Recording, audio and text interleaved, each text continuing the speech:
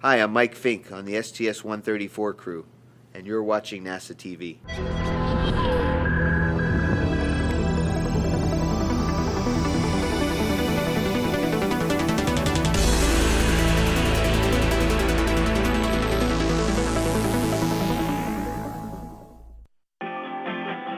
Good morning, here is a message from all the children in the USA. Thank you for showing us the journey from the billboard to the shuttle bay.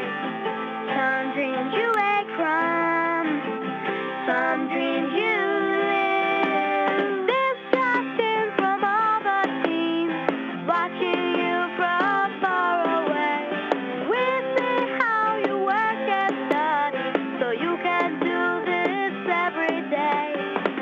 Some dreams you wake from, some dreams you live. Some dreams you work for, some dreams you give. Filling young minds every day, you're giving teachers a better way to inspire more lives with real rewards.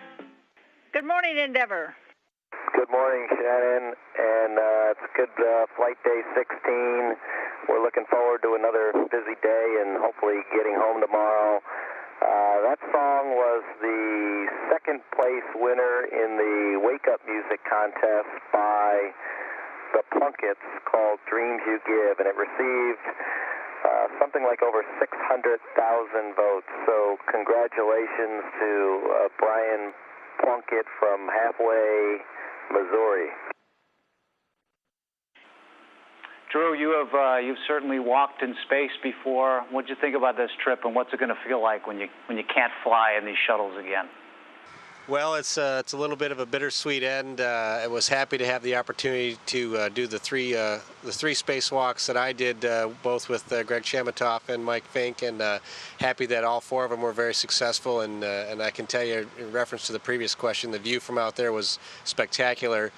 When you can see the Earth below and you're holding on to a piece of the structure up high above the space station, and to see the horizon out there with all that hardware beneath you, and understand what we've done as a nation and as a world to build that International Space Station. It's spectacular. So it's bittersweet to know that it's sort of coming to an end, and that we all have varying futures ahead of us, but it'll be interesting to see what that brings for all of us in the development of the space program. Mike, you set a new record, 380 days in space. How can anybody possibly beat you? Well, the Russians have had people in space for up to 800 days in their career, so I got a long way to go. And but I'm sure there's other people who are going to fly in our office more than one long-duration space mission, and I hope my record is soon broken, and I hope it just becomes a kind of a ripple in the whole scheme of history as humans go on, Americans go on to explore the rest of the solar system. But in the meantime, I'm glad to share the moments with these guys. All right, you astronauts. All right, you got about 10 seconds to explain to me exactly what the alpha magnetic spectrometer does for us in trying to find the origins of the universe. Go ahead. Well, there's some really amazing things that it's trying to figure out. Hubble for us, one of the important things Hubble figured out was that the universe is not only expanding, but at an accelerated rate. And our understanding of how that could be with mass, when mass attracts and should be pulling things back together, we clearly don't understand the mass that's out there, and about 4% of the mass is the matter that we understand, and then there's other kinds of matter that we're trying to figure out, and one of those we call dark matter because physicists don't really understand what it is, and this is understanding what the universe is, the universe we live in, how it all got here, how it was formed. These are fundamental questions, and this is what AMS is going to be trying to understand for us. And Mark, as the commander, you've had a very emotional trip up there with Gabby now on the recovery back here on Earth. How's it been for you? Well, the mission's gone great. It's nice that on the space station there's an internet phone available. We actually had pulled the computer over here, and we had a headset and this mic, as a matter of fact. And it was nice to be able to call her each day after about flight day 4 of the flight. She had her surgery a couple days after we launched, and that went really well. So it was nice to be able to talk to her.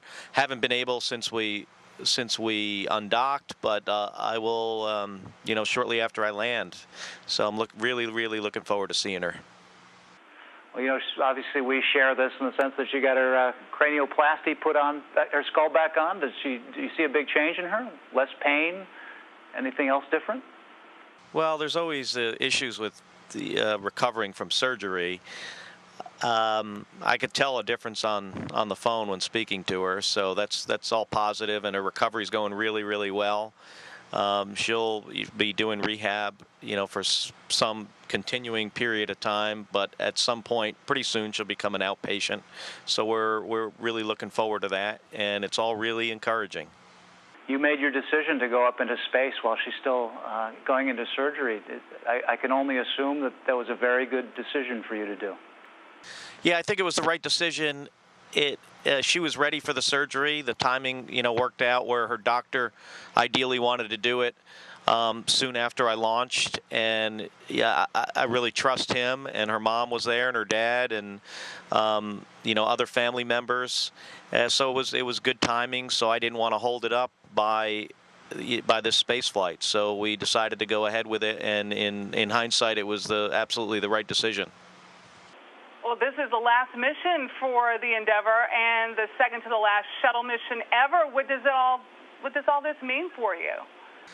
Well, yeah, after Endeavour comes to a stop on the runway tomorrow, hopefully in Florida, it'll head off to a museum. It's certainly bittersweet. The space shuttle's been the workhorse of the U.S. space program for better than 30 years now. So it'll be sad to see it retired. But, you know, we are looking forward to new spacecraft and new destinations, and we're all excited about the future. For the rest of you guys, what are you most looking forward to being finished with this mission, and what has it been like to look out at the world? Those spacewalks must have been something. It has been my first experience with the space shuttle. I flew before on the Russian side. It has been a very unique experience to stay and to work with my crew. The mission is coming to an end. I'm very pleased the way it went, and I look forward to see my wife Valeria and my 3 kids, Eduardo, Davide, and Enrico. They will be waiting for me together with all the other families at the Kennedy Space Center. Yeah, it's really special to be out there on a spacewalk because there's just a, you know, quarter-inch of plexiglass between you and the rest of the universe, and you can look down and see our planet zoom by at 17,500 miles an hour, and you can see the rest of the cosmos in front of you. But mainly we look at our work, but it's a really breathtaking view, and I was glad to share it with both Drew Feustel and Greg Chamatoff, along with the guys inside helping us out and even taking pictures. It was definitely an enjoyable experience, but one thing I always want to make sure is everyone knows it is not easy. There's never an easy spacewalk. They're all really difficult. I sometimes, like, at least in my mind, think it's just as tough to climb Mount Everest as it is to go on a spacewalk. Mike, if I got the stats right here, you've had 26 hours on 6 spacewalks during your career. I'm just wondering, I know it's work out there, and your time is limited, and you've got a lot to get done, but knowing that you won't be flying off the side of a shuttle again, did you take any extra time on this trip just to reflect, just to have a nostalgic moment? Yes, I absolutely did. Each time you get to do a spacewalk, it's a lot of work, but it's also very much a blessing. And since those 6 spacewalks on the Russian side, I had 3 spacewalks out of 4 here on our mission, so it's a total of 9 now. I can't believe it. I didn't even think I'd ever get to do 1.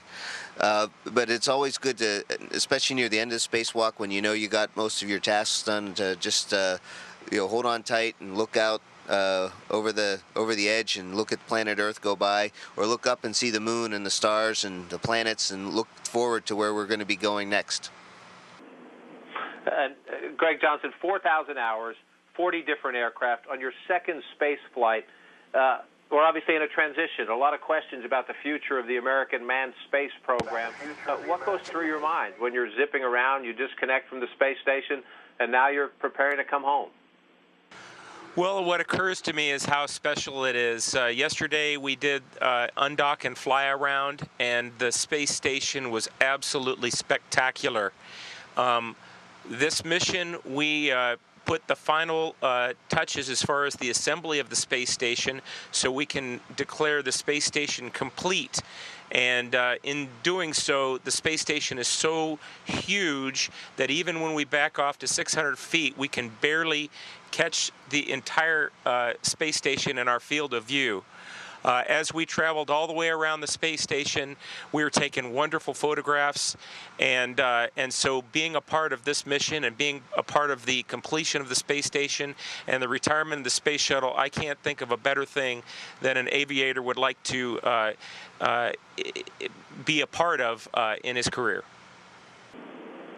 Do you have, Commander Kelly, to you, any apprehension as we go through this transition? You're the second last shuttle flight.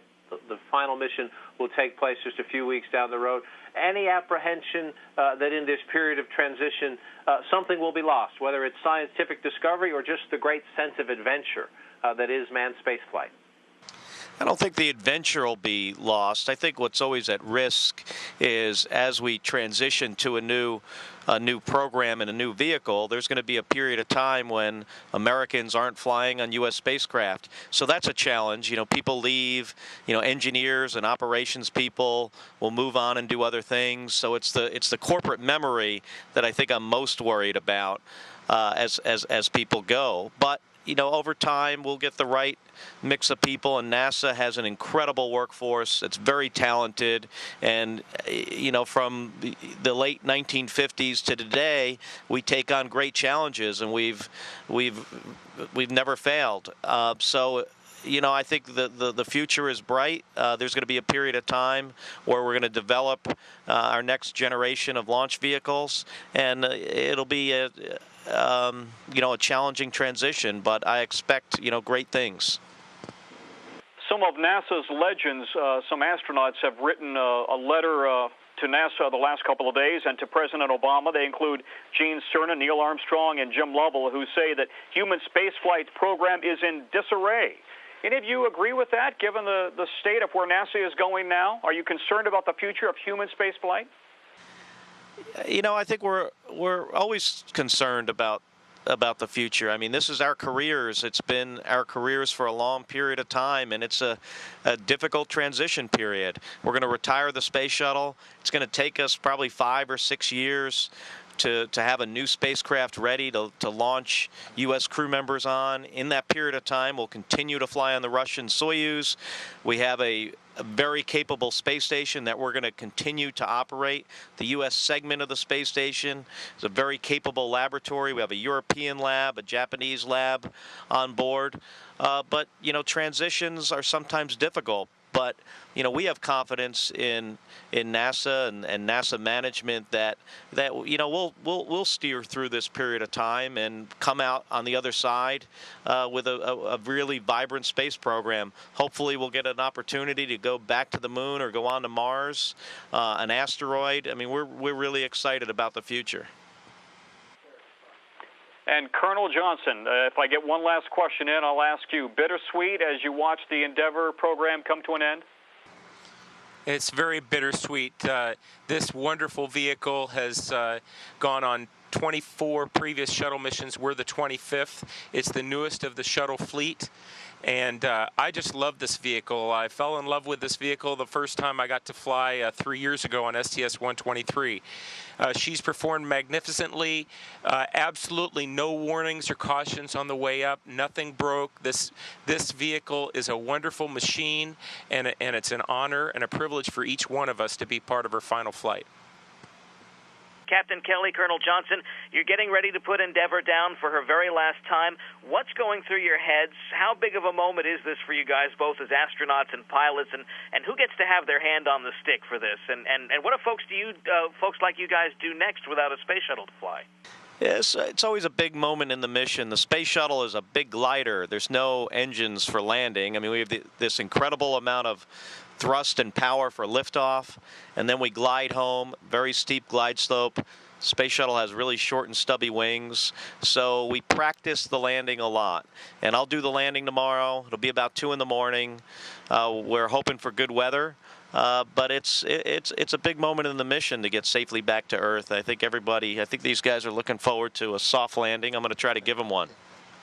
We're going to have a night landing tomorrow morning, or super late at night, depending on how you look at it. And my previous flight, we had a night landing as well. This will be Mark's first night landing. So as his pilot, my job is to contribute in any way that I can to back him up and support the landing. We're both trained, almost one might say overtrained, because we've been training for many, many years to land shuttles. And I'm looking forward to this landing at Kennedy Space Center early Wednesday morning. Houston, we are ready for APU start. All right, Endeavour, yeah, we are ready and watching.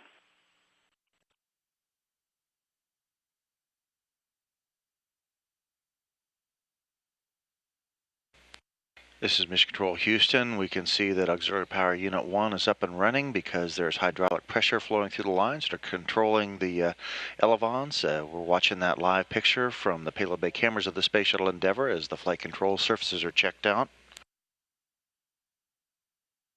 Once the Space Shuttle reaches what's known as entry interface, about 5 minutes before landing, there will be significant aerodynamic pressure on the control surfaces that they'll be able to control Endeavour's descent through the atmosphere toward the runway at Kennedy Space Center in Florida.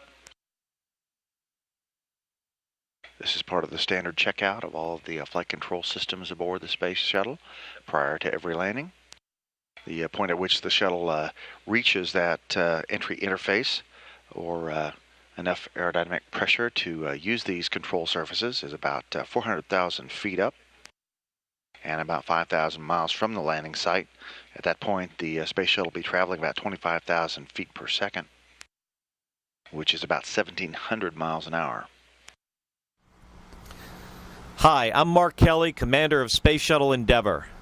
My first of 4 space flights was as Endeavour's pilot on STS-134 in December 2001. This is Endeavour's last flight, and certainly my last shuttle flight as well. We left the station with new spare parts, supplies, and an advanced scientific instrument called the Alpha Magnetic Spectrometer. AMS is already at work gathering information that could improve our understanding of the universe. The $2 billion instrument weighs 15,000 pounds and involved a collaboration with more than 600 scientists and engineers from 60 institutions in 16 countries. This cooperation illustrates a legacy of Endeavour, the Space Shuttle, and the space station.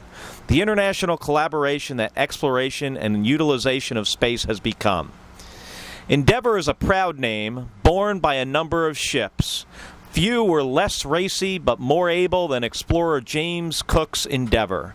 The Endeavour Cook used on his first voyage of exploration was built to haul coal like those on which Cook had served as a merchant marine officer.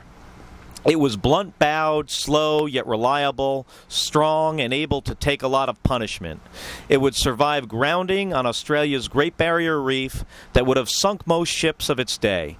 In some ways, it reminds us of our own Endeavour. Our mission is returning from the International Space Station after Endeavour's 12th visit to the orbiting laboratory. There, people from many nations have served continuously in successive crews since November of 2000, teaching and learning from one another about interactions and about how best to do things in this harsh environment. Endeavour flew the first space station assembly mission, STS-88. The first Japanese component of the space station was taken by Endeavour to the station in March 2008. It also delivered Node 3, Tranquility, and the Cupola, the robotic workstation with 6 windows, to the ISS in February of 2010. A spacecraft that was partly a collection of spare parts, Endeavour also features advanced new hardware that helped improve safety and performance of other orbiters when it was later incorporated into them. Endeavour OV-105, authorized by Congress in August 1987 as a replacement for Challenger, was named through a national competition of elementary and secondary school students. Endeavour was delivered to the Kennedy Space Center on May 7, 1991, and launched first into space on May 7, 1992. Endeavour's STS-118 launch on August 8, 2007 was its first in 4 years after a lengthy modernization following the loss of Space Shuttle Columbia. This flight was commanded by my brother Scott Kelly. When we launched on STS-134, Endeavour already had traveled almost 116.4 million miles in space on 24 previous flights. It had spent 283 days in space and orbited the Earth 4,423 times. We are adding significantly to that total. It has taken 133 individuals into space, some of them more than once. Astronauts are just the tip of a very large iceberg. Behind us are thousands of people, civil servants, contractors, suppliers. They're dedicated, hard-working folks who believe deeply in what we do. They train us to do our jobs. They build, repair, and maintain our spacecraft and their equipment. They manage our missions, launch us, and control our flights. They support us in many, many ways. We believe deeply in them, enough to trust them with our lives. We've talked a lot about Endeavour, the space shuttle, in the past. Now that we've looked back, let's take a moment to look ahead. The retirement of Endeavour and the shuttle fleet will not end the human need to explore. It is, and always will be, part of who we are. The United States will build other spaceships, better than those of today. Even if they are years in the future, they will nevertheless increase our knowledge of the world, generate an enormous benefit to our economy, and inspire our children. We can't know when they will come about or what they will be, but perhaps one of those new vehicles of exploration will be named Endeavour, and maybe it will take humans to other planets or even more distant worlds circling other stars. It could bear a no prouder or more fitting name. Here we had just departed from the International Space Station. We're sitting here in Endeavour's airlock, and we've got two of our spacesuits here that we used for the work that we did during our 16-day mission, and we're happy to be part of Endeavour's legacy and to round out the final spacewalks of the Space Shuttle era. Endeavour started off with some spectacular spacewalks on its maiden voyage, and it ended with R4 spacewalks. And we hope that the tools, the techniques that we've learned over the years, especially here with Endeavour, will be applicable for all the spacewalks that we're going to be doing on asteroids, Moon, and Mars. It has been an honor for me to be a part of the STS-134 space flight with my crew on the last shuttle flight of Endeavour. It's also the end of the assembly of the International Space Station, and it has been extremely rewarding for me to see that our presence as European Space Agency and as Europe is strong. Columbus, BMM, Node 3 Cupola, and many other components are coming from ESA and from Europe. We are coming back on board of Endeavour to make final landing, and that will be the last landing of this incredible machine. I do not believe this is the end of flights similar to the one that I have experienced. I truly believe that the legacy will continue, and everything that we have learned from all the shuttles, including Endeavour, would be the base of the transportation of future generations. But what does Endeavour mean to me? What am I thinking about Endeavour on the night here before landing? Endeavour is a very special ship to me. A couple years ago, I was on the station for 6 months and was dropped off by Discovery, and I never saw another vehicle of this size. I saw a lot of traffic up there with Progress and Soyuz and an ATV come and go, but after 6 months on the space station, I had a wonderful time, and the mission went really well, and it was time to come home, and my ride home was going to be Endeavour. And I'll never forget the moment that Endeavour pulled into formation right below the space station. We were over in the service module taking pictures of Endeavour, and this massive spaceship came up. You know, after 6 months, I've seen nothing like that. and flew into formation with the space station. It was just a beautiful, beautiful, unbelievable sight.